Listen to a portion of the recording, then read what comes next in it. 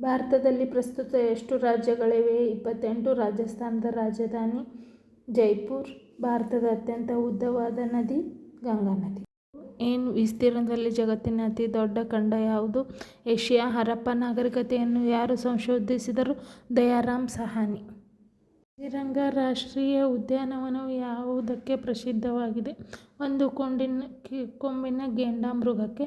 ಭಾರತದ ಅತ್ಯುನ್ನತ ಪರ್ವತ ಶಿಖರ ಯಾವುದು ಗಾಡ್ವಿನ್ ಆಸ್ಟಿನ್ K2 ಅಂತಲೂ ಕರೀತಾರೆ. ಭಾರತದಲ್ಲಿ ರಾಷ್ಟ್ರೀಯ ಕ್ರೀಡಾ ದಿನವನ್ನು ಯಾವ ನೆನಪಿಗಾಗಿ ಆಚರಿಸಲಾಗುತ್ತದೆ?